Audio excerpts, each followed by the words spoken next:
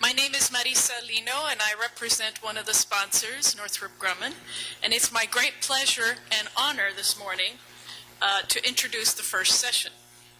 Your chairperson, Ambassador Paula Dobrianksy, of course needs no introduction, but I will say that when I was at the State Department and she was the Undersecretary for Democracy and Global Affairs, over a period of 8 years, she was a role model for many, many younger women officers at State.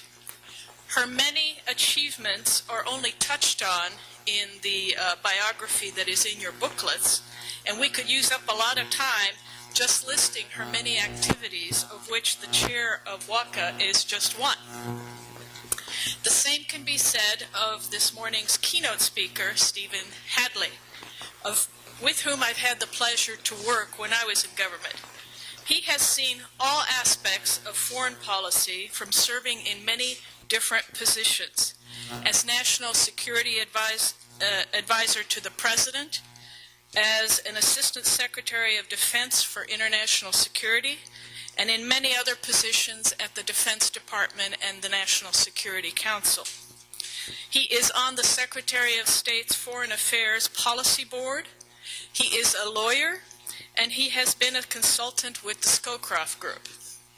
With all of this experience in Washington, I have to ask Steve if what Harry Truman said is true, that if you want a friend in Washington, get a dog. Then again, Mark Twain called Washington the national asylum for the helpless. And that's one of the nicest things he said about our nation's capital. I was looking this up on the internet last night. And one last fun quote, President John F. Kennedy said, "Washington is a city of southern efficiency and northern charm." And with that, I'm going to turn it over to Paula, who is going to moderate the session. Thank you so much.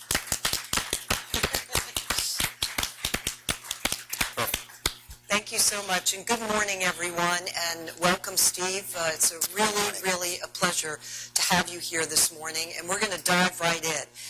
I want to begin first by giving you credit for speaking to the World Affairs Councils. I believe it wasn't only last year, but the year before, when Steve Hadley challenged all of us to come up with a focus, a set of issues, in fact, that the councils across the United States should be homing in on.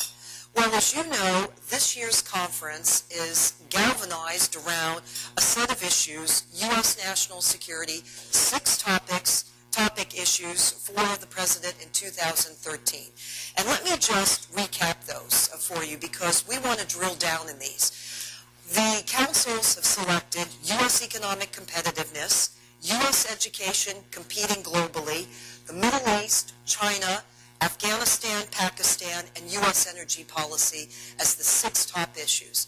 So starting with that, looking at it strategically, do you feel that those are the core issues before President Obama and this administration and our country going into 2013?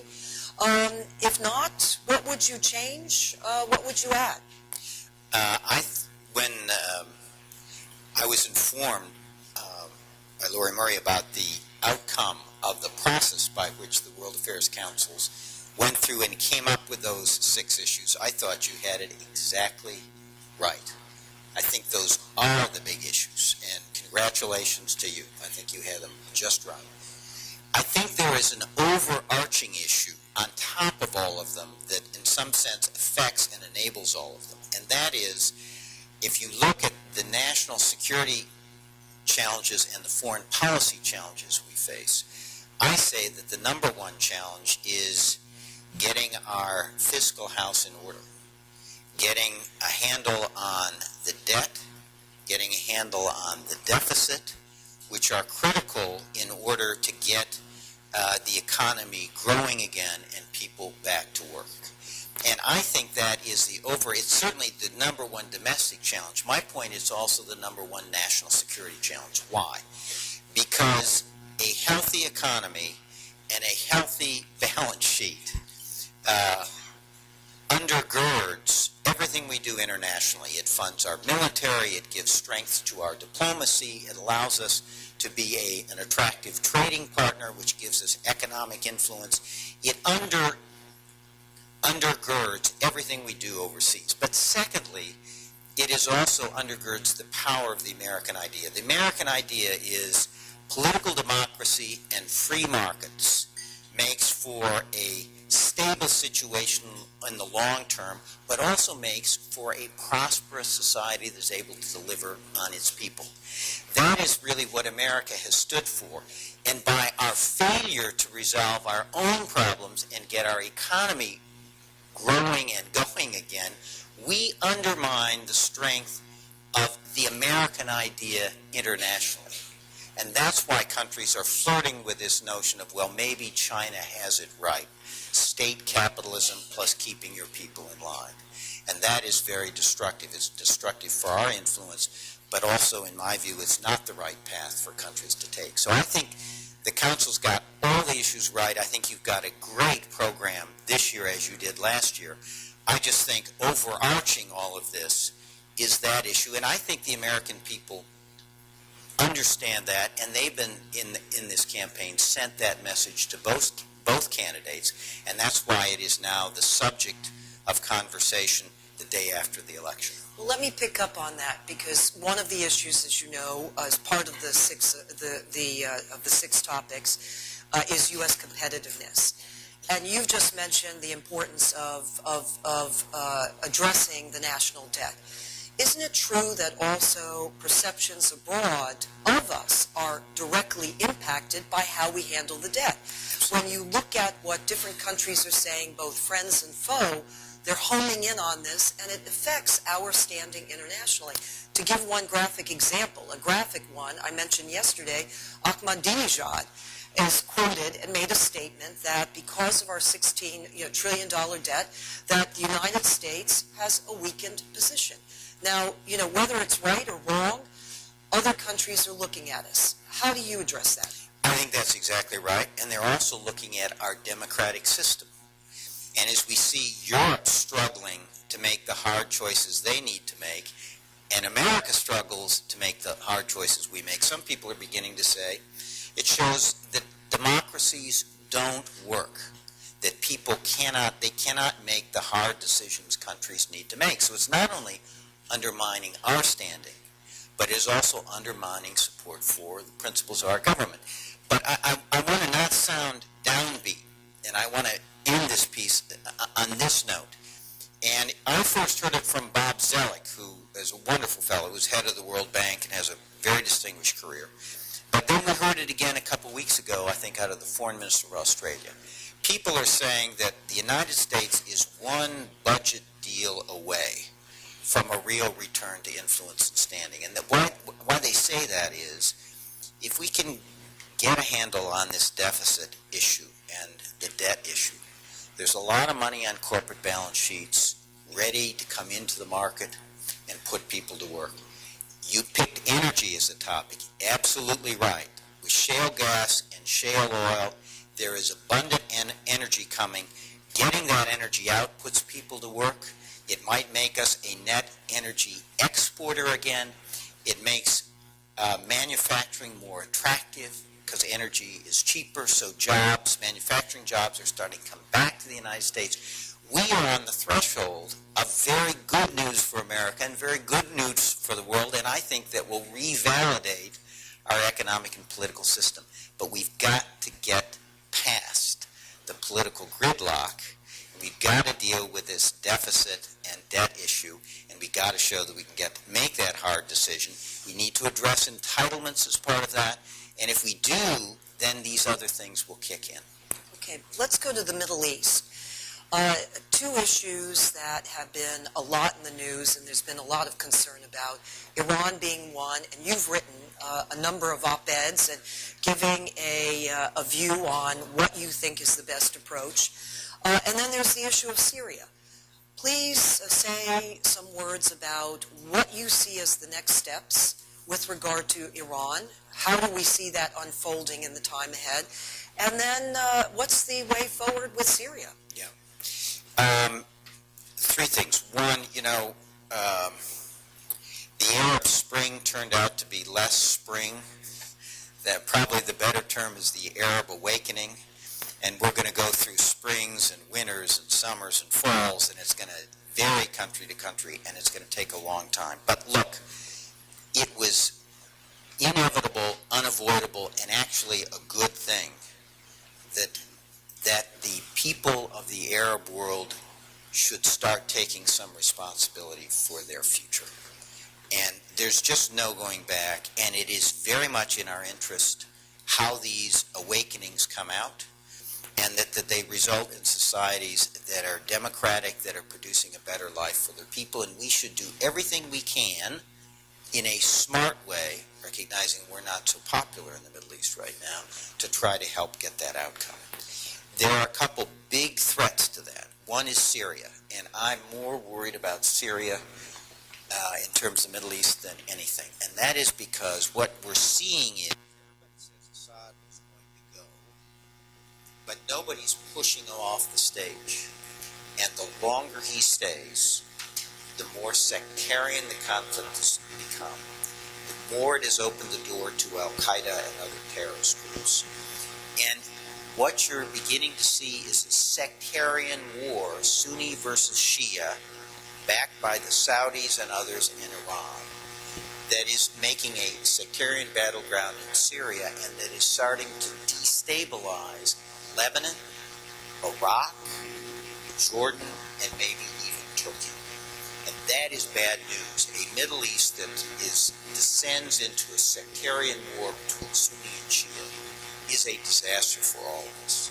And so I have been arguing for months that the United States needs to do more to hasten Assad's departure, that countries in the region like Turkey and Jordan are begging us to do more. It's not boots on the ground. It's not invading another country.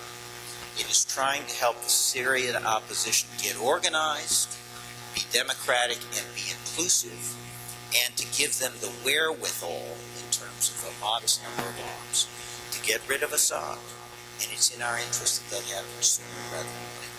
And the last thing, Iran, and we could talk about that, but I really think it is important for groups like this to talk about Iran.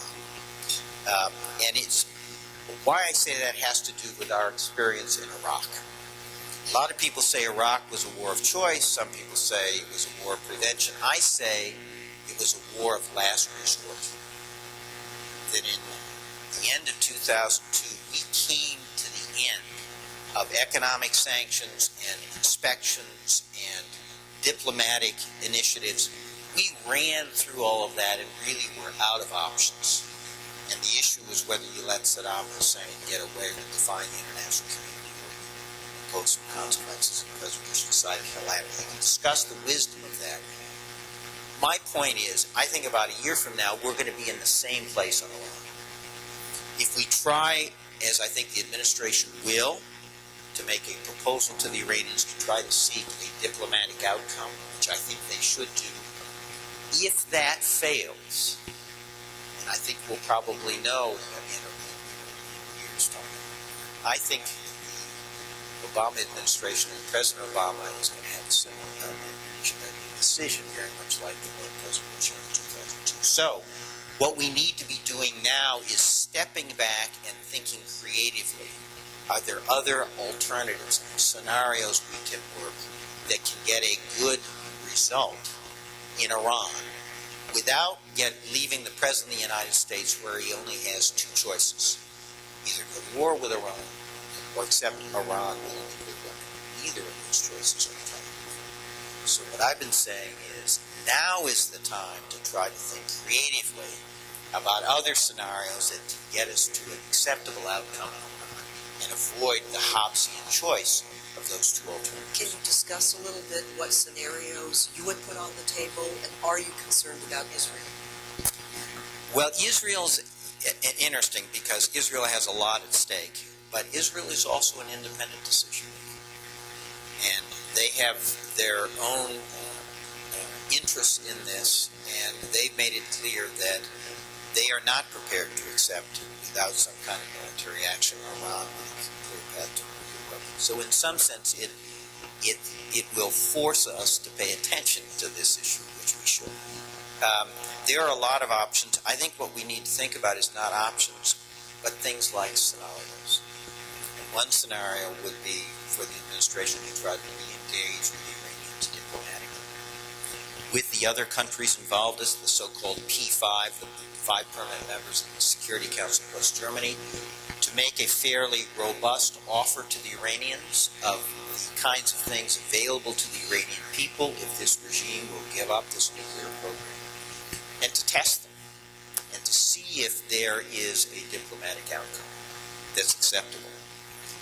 If there isn't, I think that process will be important in order for the administration to set up whatever options might follow the failure of diplomacy, whether it is acceleration of the sanctions and really putting more pressure on the Iranian regime, or potentially looking at military options, and I think we need to be creative about military options. I believe very much on the low end of military options as part of a scenario over time for bringing pressure on Iran and try to get the Iranian regime to give up this nuclear weapons program. So I think it's that kind of scenario development that I would try to do, and I think that's kind of the direction we're heading at this point.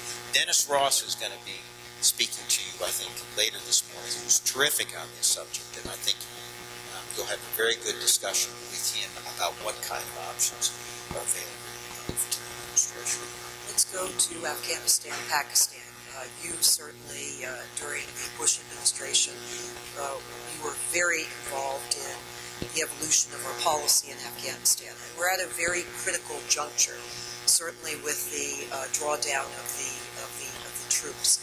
Talk a bit about that in terms of what are the important next steps and how we deal with that change, and at the same time preserve stability in Afghanistan and in the region, and really preserve that security and stability on the ground. What are the elements that we need to be concerned about in this time of drawdown? I can say a little bit, but again, you've got a wonderful panel that's following me with Ambassador Wadden and Cameron Hunter and others, so I will refer to them. But one of the things I think we need to, I would just make 2 points. One is we need to step back and recognize that Afghanistan is important, and Pakistan is important, and we have strong interests in both places. And arguably, our interests strategically are as important, and maybe even more important, in Pakistan, because it is a much bigger country with nuclear weapons, all the rest, and because of the tensions with India. So we have a real interest in trying to get Afghanistan and Pakistan out. Second, there's been a lot of discussion about American strategy in Afghanistan. I think we've got a pretty sensible military strategy. John Podesta and I have thought we didn't have a good political strategy for getting a good electoral outcome in 2014 and getting an Afghan government that is legitimate and supported by the Afghan people, so you have a strong government to whom to pass security responsibility for Afghanistan in 2014. And we've written about that. I think that's very important. The political piece between now and 2014, I think it's also very important for the administration to carry through on what it said it would do, which is to leave a substantial military force on the ground in Afghanistan after 2014. I'm reluctant to do that. America has sacrificed so much blood and treasure there, but it's precisely because we've sacrificed so much blood and treasure that I think we have to have a presence there on the ground, because this cake is not going to be cooked by 2014.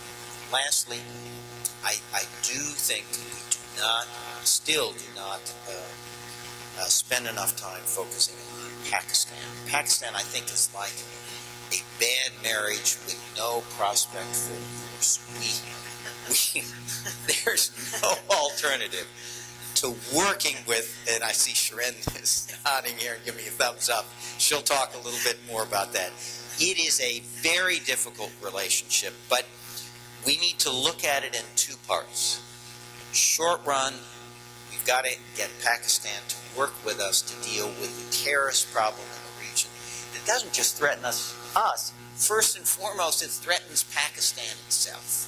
So we've got to work the terrorism issue. But secondly, we have to make it clear to the people of Pakistan that we care about what happens to Pakistan and what happens to them.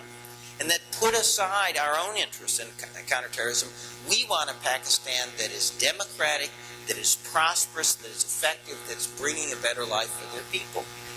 And so there's a part of our policy that needs to be looking at the long term, trying to help support Pakistani institutions through our economic systems and other things. So we've got to have a two-tiered strategy with respect to Pakistan, and I think we spend too much time on the first and not enough time on the second. But again, there's a panel coming with great experts who will tell you what the real answer is. I'll just try to just set the stage here. I want to ask you about China, but I also want to give a chance, because we're going to spill over just a little bit, if people have questions, to just come up to the mic. We'll take a few questions. But let me go to China. Henry Kissinger, who you worked for, was during the campaign very critical of both candidates, saying that he didn't like the position of either candidate Governor Romney or President Obama. What do you think? What is the right way forward in our relations with China at this time? What's the right thing to do? One, I think you have to, and you all know this, what you hear from Barack Obama or Mitt Romney, the candidate, is going to be different than what you're going to hear from Barack Obama, the president, or would have heard with Mitt Romney, the president. That's just the way campaigns, and you all know that. I think you have to think of China in two ways. And one was, it sort of summed up, I had a meeting in Beijing a couple weeks ago, and I met with a man named Li Keqiang, who is going to be the new premier of China. And so he's talking in Chinese, a very interesting man. And he says something in Chinese, and the translator translated, America and China are not rivals. I thought, well, that's interesting. And he stops the translator. He says, no, I didn't say we weren't rivals. We are rivals. But I said we are not necessarily on the opposite sides of the table. And I think he captures something very important here. I think the way you need to think about China is this way. It's a huge country, world's largest, most populous country. It is trying to change at a rate and on a scale that the world has never seen before. And that's a very hard thing to do. And I think we need to think about China in two ways. To the extent what they want is what most countries want. A country that is prosperous, that is respected in the world, and that is providing a better life for its people. We should say we can sign up for that, and we're prepared to help that outcome.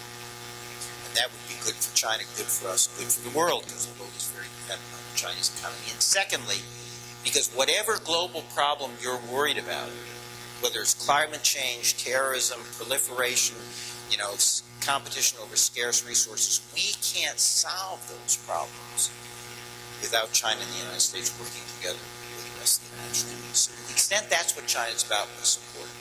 But to the extent that China is about imposing its will on its neighbors, making other people to defer to China and compromise their interests because of big China, and to the extent China wants to defy international norms, that is not on. And that's why it is so important for us to be present in the region. Not just militarily, but diplomatically and economically in every other way, so we can reassure our friends and allies, and in some sense deter China from being tempted to try to impose its will on its neighbors. And that's the line we have to walk with our China policy. And it's complex, but I think it's doable. Do you see that? Well, you just said it's doable, so you do see it happening, even despite some of the sentiments held by our Congress on the issue of China? Well, part of that is the duality, and part of it is that China has to play by the rules. They have to play by the rules in terms of the international order on these disputes they're having with Japan and South Korea on islands, and they have to play by the rules in terms of trade. And, Governor Romney was criticized for this, but he's absolutely right. There's got to be a level playing field, and the Chinese need to understand that. So it's, I think, part of this tension that's going to have to be worked out.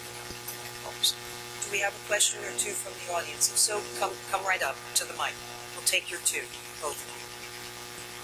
You mentioned... And introduce yourself, please. Hank Rose, Worcester World Affairs Council. You mentioned regarding specifically Syria that our role might be to help the opposition organize and become more democratic. I imagine you might have the same prescription for other Arab Spring rebellions. My question is, how can we help them to become more democratic? Do you mind if we take both, and then we'll go with the competing question? Yes. And introduce yourself. Good morning. My name is Jack Siegel from Traverse City, Michigan. In your very interesting exchange with Ambassador Newman in Foreign Affairs about Afghanistan, you make a very strong case that we need a political transition in 2014. But what I don't see in any of the writings on this subject is why we need to have 2 more years of combat operations and deaths to American soldiers, Allied soldiers, during that period. I don't see that our soldiers are making any headway, and other than training the Afghans, which more or less is working. And I don't see that I think they're they're going backwards. They're creating more animosity with the Afghan people. So why can't we stand down earlier and just continue the training and stop the combat operations? Thank you so much. I wish we could, but I don't think we can. And I think there are 3 things that our military is doing that need to be done. One is, you can't train an Afghan army if you're throwing them into the front line and putting them into combat before they're ready. So it takes time to train a force and get them to the point that they can take responsibility for security. Secondly, there's a lot of attriting of the enemy that still needs to be done. I mean, look, what we're doing is we're trying to bring the Taliban capability down and the Afghan capability up so that they cross, and that the Afghan army and security services have enough capability to deal with the Taliban. That's what we're trying to do. You can shake your head on that. It is what we did successfully in Iraq, and that's why our troops are out of Iraq. Third thing, politically, there needs to be time. They're not ready for an election today. And they need a period of time to go to the process. What I hope will happen, and what John Podesta and I wrote about, and Ron Newman and we do not disagree on this, there needs to be a broad political settlement in Afghanistan. Most Afghans feel hostile towards their government. They think it's corrupt and exclusive and doesn't care about them. And this electoral process between now and 2014 is an opportunity to reverse that and get a government out of Afghanistan that is actually supported by their people, and that the army has something to fight for. So, there's just no substitute for time in this case. I wish there were. We've been there a long time, but I just don't see the substitute. There's a very wise man who, some of you ought to get to come and speak to, named Marwan Bouasher. He's here in Washington. He was Jordan's foreign minister and then deputy prime minister. Paula knows him well. He's a wonderful guy. And I was a panel with him, and he said something that really stayed with me. He said, look, there are 2 great traditions in the Middle East. There's Arab nationalism, and there's political Islam. The problem in the Middle East is inclusiveness and pluralism is not part of either of those traditions. And that's the problem in the Middle East, is a sense of inclusion, of tolerance, and of pluralism. And that's one of the problems in getting to a democratic outcome. And the other one, I think, starts sort of democracy from the bottom up. And that is helping these countries to get in a tradition of greater transparency to their people, a greater accountability of the governments, which gets at issues like corruption, and greater accountability. That's, if you think about it, we think of democracy and we think separation of powers, 3 branches of Congress, of government, House and Senate. Really, what democracy starts with is transparency, accountability, and responsiveness. And those are the kinds of principles I think we need to be encouraging in the Middle East. Because of this dearth of tolerance, it's going to take a long time. This is the work of generations. But it is important work for stability in the Middle East and for a Middle East that finally begins to deliver for its people. Steve, a concluding question. What do you see as the role of the United States in the world today? There's the debate among many foreign policy experts over the issue of American exceptionalism or the decline of the U.S. role and the desire to pull back. How do you see it? And also, you gave advice to the World Affairs Councils before. What's their role in that? Debate. World Affairs Councils, you are a wonderful forum in local communities that count this country, bringing people together from all walks of life and having a debate on these issues. The foreign policy debates in our presidential campaigns are, I find, quite vacuous, and they're full of straw men and red herrings, and they don't get to the real issues.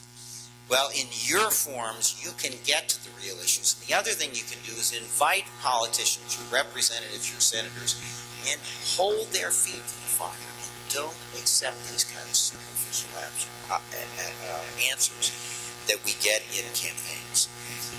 Secondly, I've been in Washington a long time, too long, but my wife is a Washingtonian and she doesn't want to leave, so we're still in Washington. And every 10 years, you get this narrative, and America is in decline, overstretched, we have to downsize our objectives. Every 10 years we go through this. We heard this in 1989, just before the wall came down, the Soviet Union broke up, and communism was discredited. People were writing books about American decline. So, we've heard this before. The truth is, and the sad news is, in some sense, there is no substitute for the energy and leadership that the United States brings to the world. There just isn't. And if you don't believe it, talk to the Chinese. They would be the first ones to tell you, as they tell Paula and me, we have no interest in displacing the United States. We've seen what it's like to be the global leader. It's hard, it costs a lot of money, takes a lot of effort and resources. You can have it. We're not interested. And the truth is, nobody else can do it. We are still the #1 economy in the world. We still have the biggest and most effective military. We still have wonderful intelligence services and state departments. We still have a wonderful university system, a tradition of entrepreneurship and innovation. All of these things, but more importantly, we're kind of the world's honest broker, and we stand for principles of freedom and free markets and prosperity and treating people with respect that the world still admires. I'll give you a concrete example. Secretary Clinton asked me to join 3 other people, Rich Armitage, Joe Nye, and Jim Steinberg, and go to Tokyo and go to Beijing and meet with the political leaders there about this dispute between Japan and China over the Senkaku and Diaoyu Islands, and basically send a message of let's turn the rhetoric down. Let's not let this turn into a confrontation that will destroy the economic prosperity of 2 decades. And as we took that mission, I sort of thought, why are we having to do this? We, the United States of America. And the truth is, in Asia, like so many other places, it is ironic. but the United States has better relations with each of the major countries in Asia than any of them have with each other. And that gives us really a very unique role to be a force to help those countries sort out their challenges. It's that way in Asia. I think it's largely on issues like the Israeli-Palestinian question, but the same role in the Middle East. It's what we do. And the other thing we do is we have this, what the world views as naive, but Americans have this notion our job isn't just to manage problems, we actually try to fix problems. Most of the world thinks that's a fool's errand, but quite frankly, the world relies on the United States having that relentless optimism that actually we can do better than dealing with these problems if we only get organized. So, it's a burden we carry. I would say it's also a great opportunity because our own prosperity and our own security increasingly depends on what happens out there in the rest of the world. And we have an enormous opportunity to shape that world in a world that will be more prosperous and more stable and more secure for our children. And that's a great privilege. And it's a great privilege to be in the United States, and it's a great privilege that Paul and I have had to be able to represent this great country. Stephen, it's been a great privilege to have you here this morning. Thank you so much.